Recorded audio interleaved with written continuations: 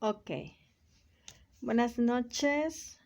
Primeramente, Delia, Ardani, Joana y Fabiola, que nos acompañan. Entonces, Fabiola, con respecto a la aplicación para realizar infografías, me comentas.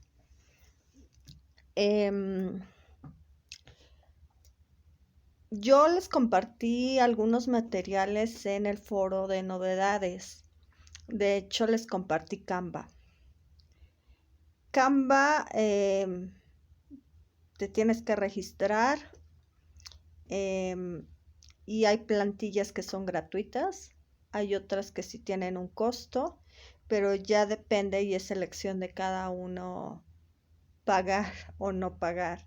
Yo les sugiero realizar sus infografías en plantillas que son gratuitas. Y pueden tener la opción de hacer captura de pantalla o compartir el link de la infografía que presenten en Canva. Hay algunos de ustedes que tienen dudas con respecto a cómo puedo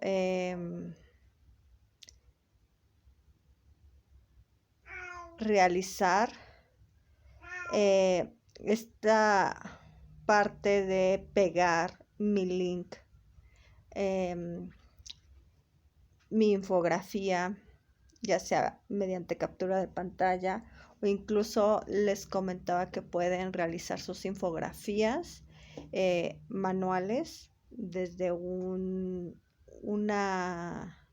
cartulina, una hoja en blanco, un papel bond para quienes son de alguna manera buenos para dibujar, o pueden incluso pegar en su infografía monografías o recortes de revistas con la finalidad justamente de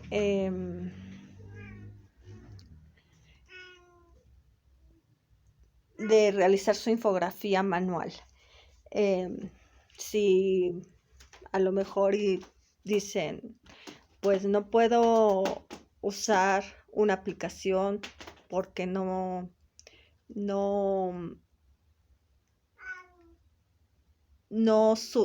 lo mejor estoy trabajando desde mi celular y no es, a lo mejor y no tengo mucho espacio para descargar una aplicación, o a lo mejor y me cuesta trabajo hacer uso de una aplicación. Entonces, en este caso, podría ser que lo más viable para mí sea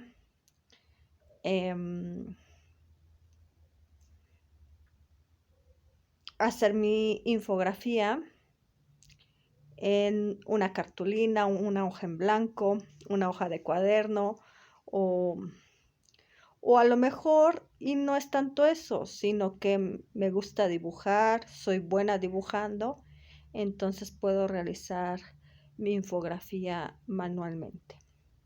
En este caso, saco foto y pego la foto en mi actividad. Pero para ello, evidentemente, hacerlo en PDF cuesta trabajo, editar un PDF cuesta trabajo. Yo les sugería que primero realizaran su actividad en Word y después la pasarán a PDF. Hay aplicaciones, les compartí una que se llama I Love PDF, en donde pueden hacer este cambio, esta transferencia de un archivo de Word a PDF o de PDF a Word, entre otros. Excel a PDF, incluso pueden comprimir archivos, etcétera. Entonces, puede ser esa la manera de trabajar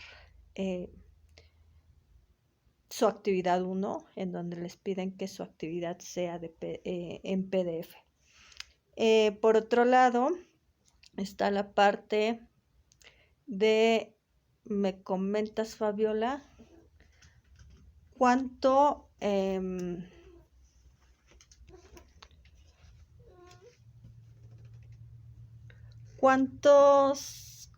cuartillas son las que se requerirían para hacer mi infografía. En Canva, por ejemplo, no hay tanto problema porque en Canva se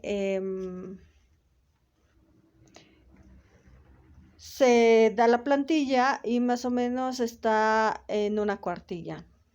Pero considerando que una infografía debe de tener información resumida, considero que entre una cuartilla a una cuartilla y media podría ser. Entonces, no sé si con eso responda a tu pregunta.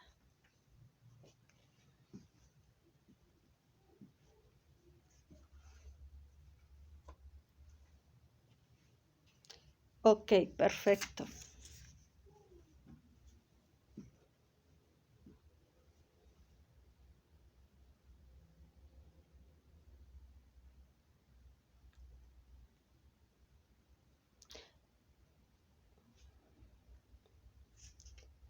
Sí,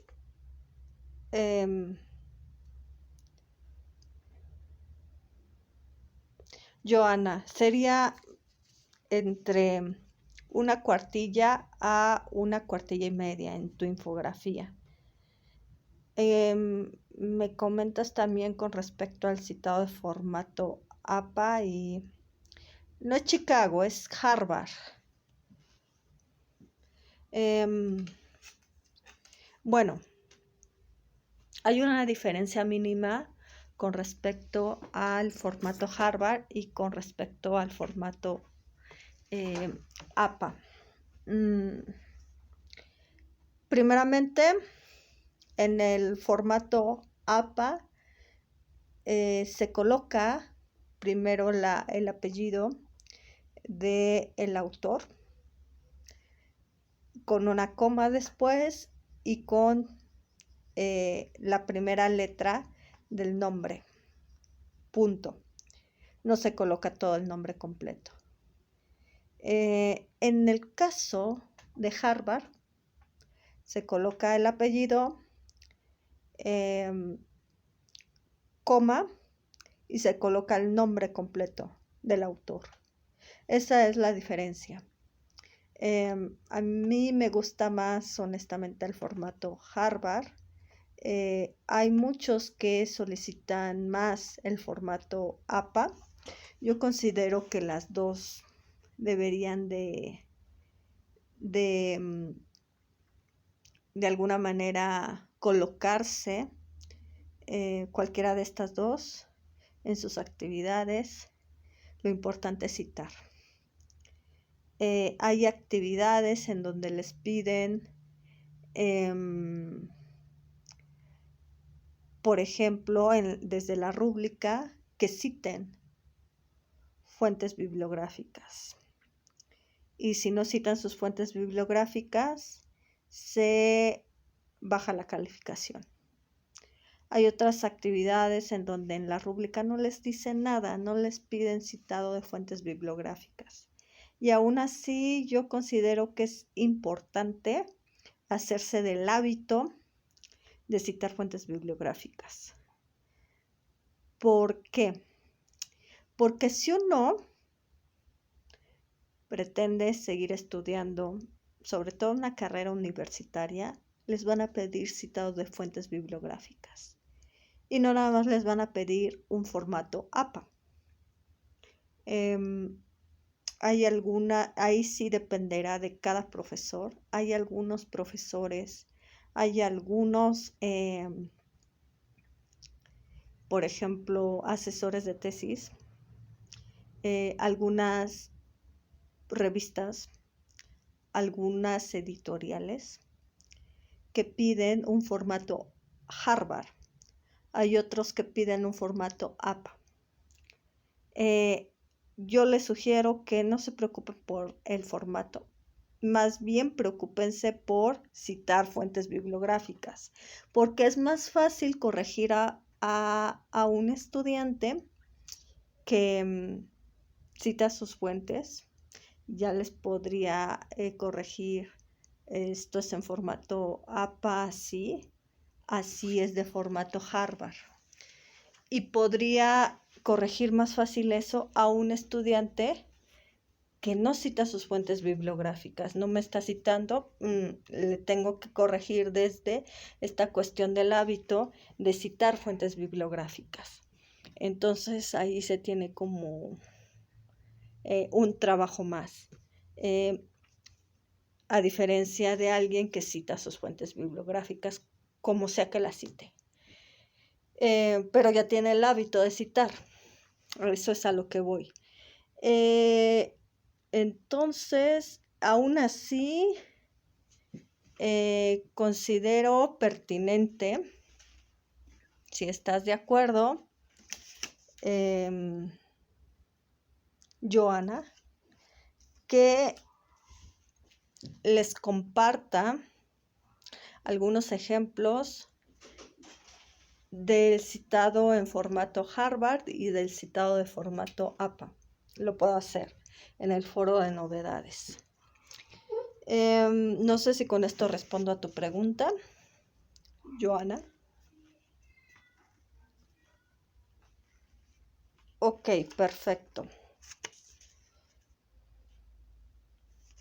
Entonces,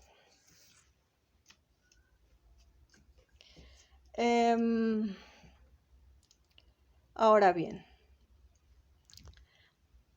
¿alguien de ustedes sabe cuáles son las alianzas que se hacen en la Primera Guerra Mundial?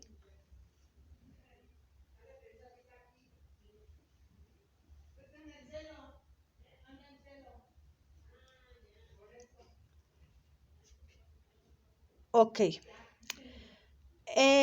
Hay dos alianzas, que es la Triple Entente y la Triple Alianza. ¿Saben quiénes conforman la Triple Entente?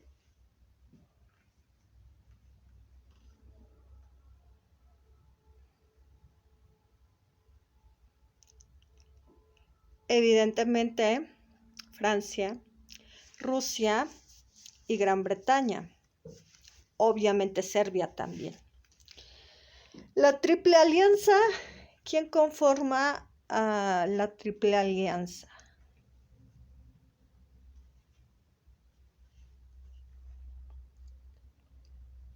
La conforman Prusia, Austria-Hungría e Italia.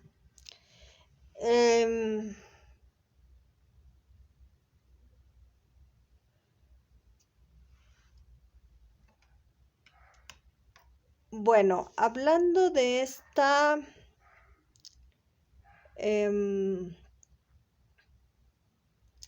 Primera Guerra Mundial, ¿qué creen que pasaba en ese momento en México?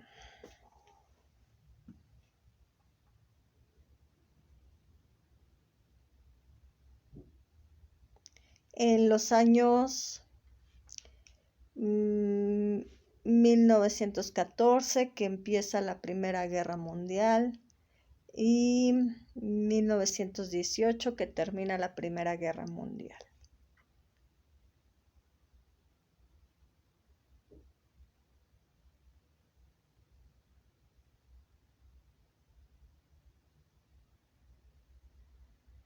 Les voy a dar un dato, una pista. 1910, ¿qué pasa en México? ¿Qué ocurre en México en 1910?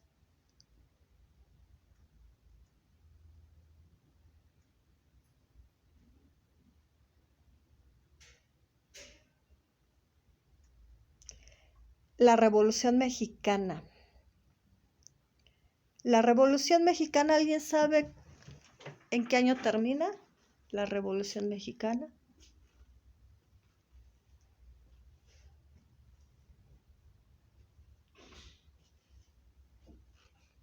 Termina en 1917. ¿Qué otro acontecimiento ocurre en 1917?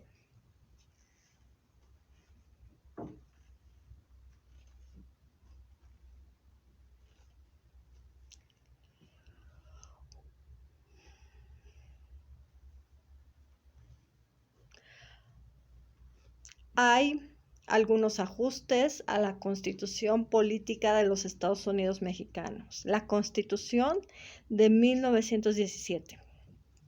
¿No es así?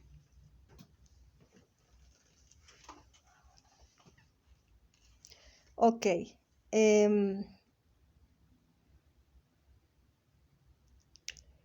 Me comentaban que profundizara un poquito más sobre la parte del crack del 29.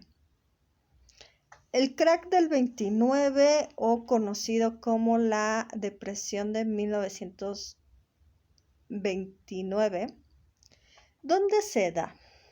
¿Dónde ocurre?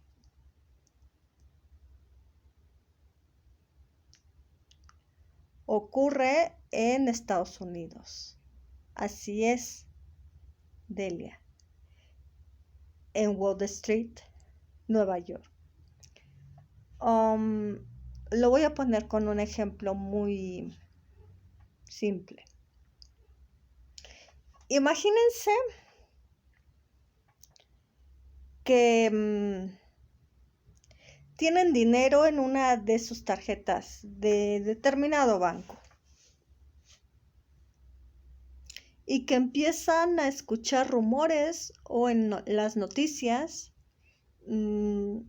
o con los vecinos, etcétera, que este banco en donde tienen guardado en su tarjeta dinero, sus ahorros, por ejemplo,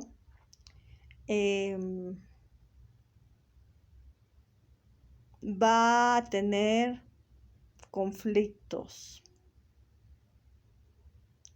va a caer en crisis, va a dejar de existir y su dinero se va a congelar. ¿Qué será lo primero que haga?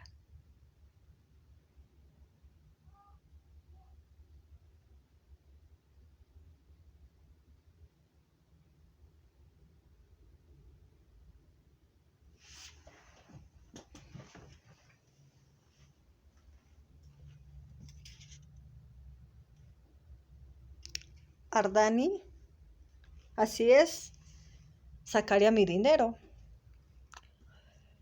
¿Ustedes creen que serían los únicos que sacarían el dinero de ese banco?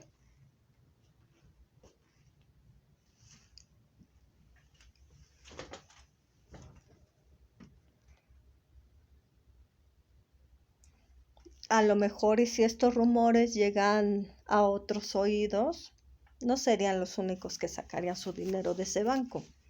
Y estos rumores, que en un principio eran rumores, se convierten en una realidad. Fue lo mismo que ocurrió en Wall Street. Pero no nada más ocurrió esto. Existieron multitudes, una multitud de gente que sacó lo que tenía en Wall Street y que empezó a vender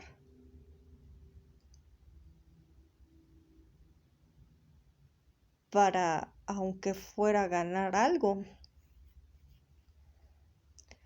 ¿Alguien de ustedes es de Ciudad de México? ¿Vivió esta parte de cuando los boletos del metro aumentaban de precio? Anteriormente costaba 3 pesos y y aumentaron el precio a 5 pesos. ¿Qué ocurrió? ¿Qué ocurrió en las taquillas de los metros? Cuando se enteraron, por medio de noticias, de rumores de vecinos, que se aumentaría el precio de los boletos.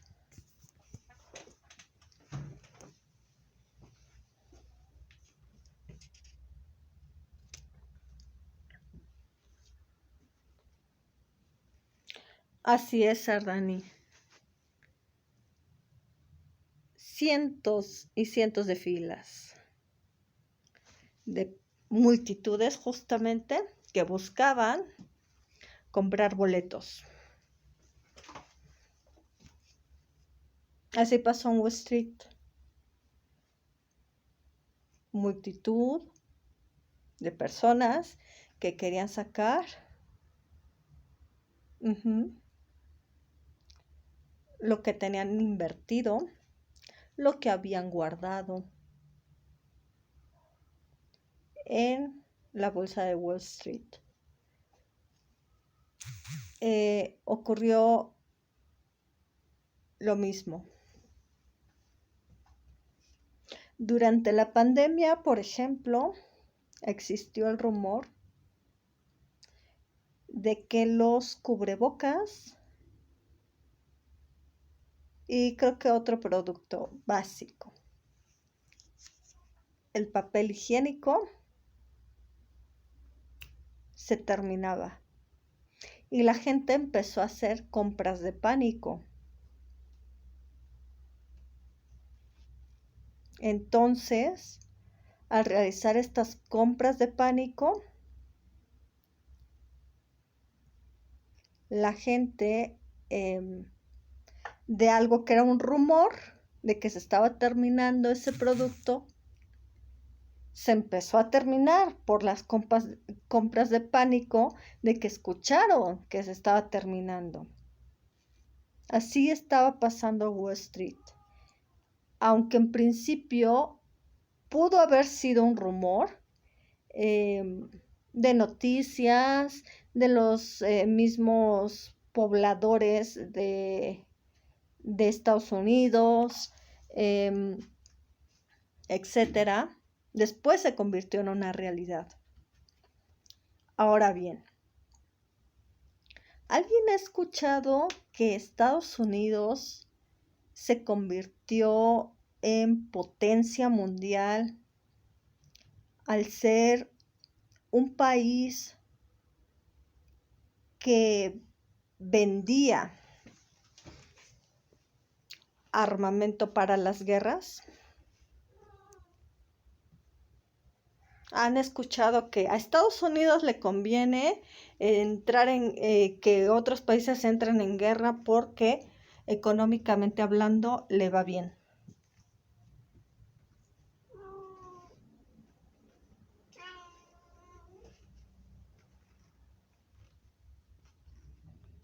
Estados Unidos durante la Primera Guerra Mundial y al término de la Primera Guerra Mundial era potencia mundial.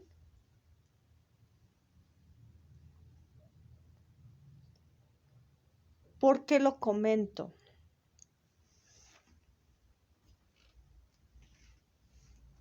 Justamente por la crisis del 29 que sufre.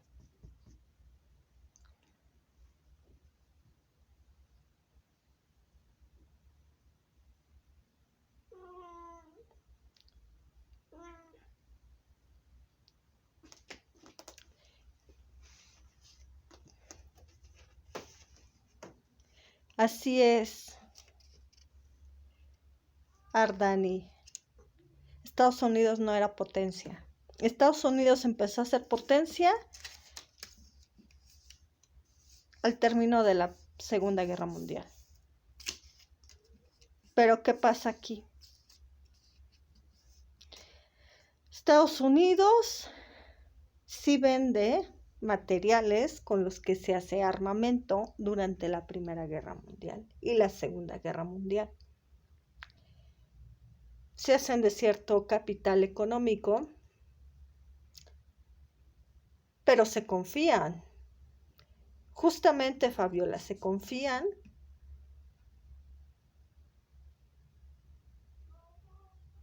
y cuando en 1918 termina la Primera Guerra Mundial, evidentemente también hay una consecuencia para Estados Unidos, para la economía de Estados Unidos. Ya no hay países que inviertan o compren material X para armamento.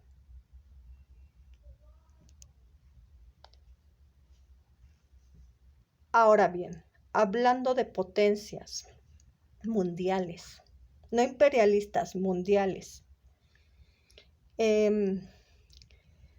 Rusia y Alemania en este momento eran potencias.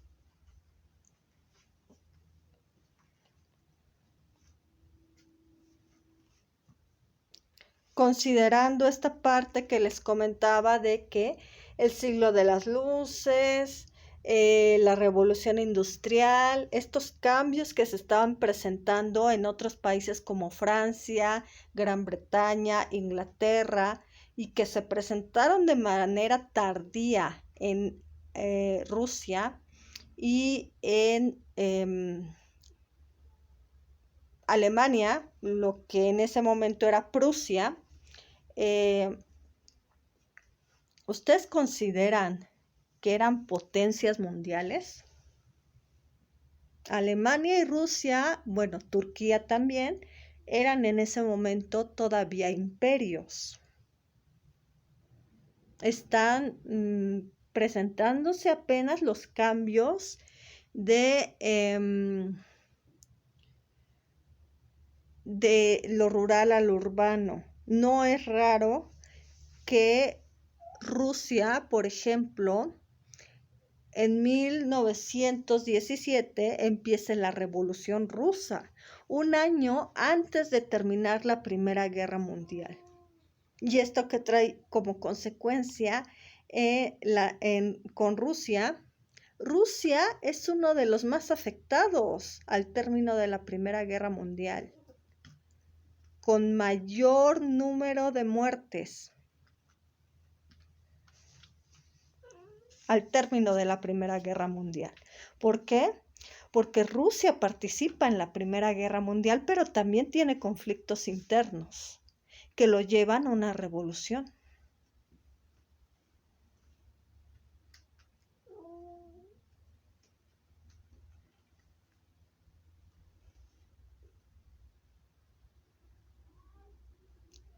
Así es.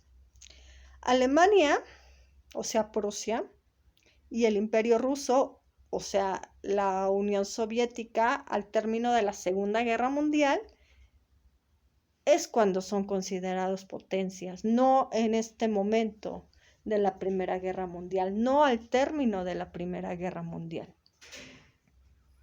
sino al término de la Segunda Guerra Mundial. Es cuando se consideran potencias mundiales. ¿Por qué hago hincapié en esto? Porque hay que saber diferenciar entre lo que es una potencia mundial y una potencia imperialista. ¿Cuáles son las potencias imperialistas? Porque hay una parte en su actividad en donde les marcan que señalen en su mapa mental potencias imperialistas y sus colonias. Francia es una de ellas. Portugal es otra de ellas. Alemania.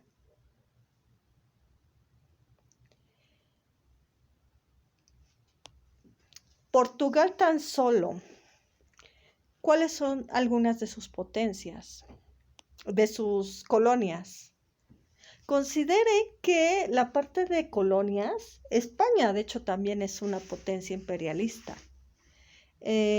Algunas de sus colonias, principalmente de Francia y de Portugal, están en África y en Asia.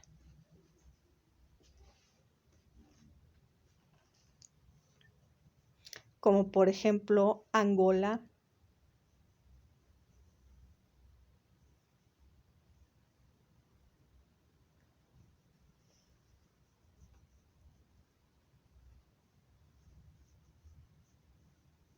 Y es interesante considerar también este acontecimiento porque cuando se vea este proceso, cuando termina la Segunda Guerra Mundial, este proceso de descolonización, es interesante considerarlo.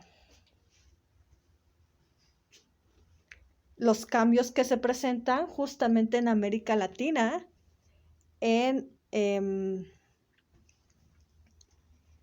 Europa, pues ahí sí por las guerras mundiales, pero también en América Latina, al término de la Segunda Guerra Mundial, en Asia y en África.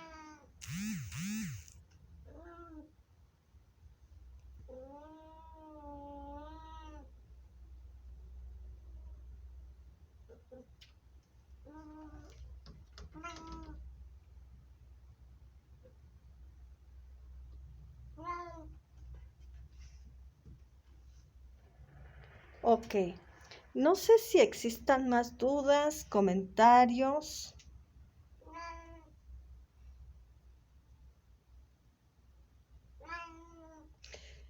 Así es interesante.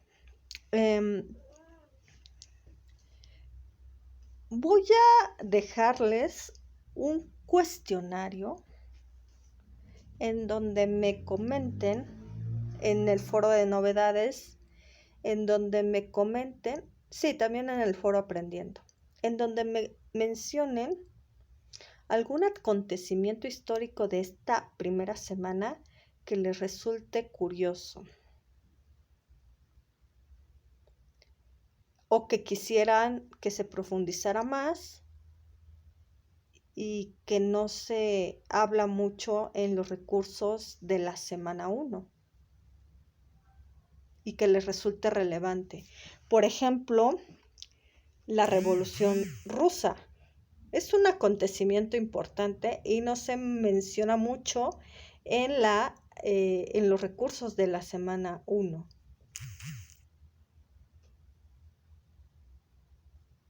O por ejemplo, México, la Revolución Mexicana.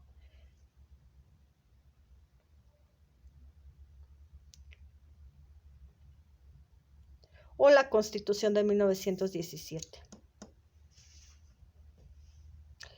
¿Creen que tuvo algo que ver esta parte y por eso hago hincapié en la Revolución Francesa de 1789, en donde se habla de fraternidad, igualdad, libertad? ¿Creen que esto tenga que ver? Evidentemente, al término de la Primera Guerra Mundial se remarca y durante la Primera Guerra Mundial se recalca esta parte de la igualdad, de la equidad, de la libertad, etcétera, de la fraternidad. ¿Creen que tenga que ver esto con la influencia de lo que se coloca en la Constitución Política de los Estados Unidos Mexicanos de 1917? Evidentemente sí. Bueno, entonces, si no hay más dudas, comentarios, daré por finalizada esta sesión. De todas maneras, chicos, si ahorita no tienen dudas, pero al realizar sus actividades, ya sea que no recuerdan o les costó trabajo hacer uso de alguna aplicación para realizar su mapa mental, para realizar su cuadro, su resumen, para realizar su historieta, les sugiero que me lo comenten en la mensajería de la plataforma, en mi correo institucional o en el foro aprendiendo. Ok. Esta parte de qué peso tiene Hitler en la Primera Guerra Mundial. Recuerden que Hitler fue un excombatiente de la Primera Guerra Mundial. Ok, entonces les deseo una excelente noche. Doy por finalizada esta sesión. Y Que tengan mucho éxito en este modo.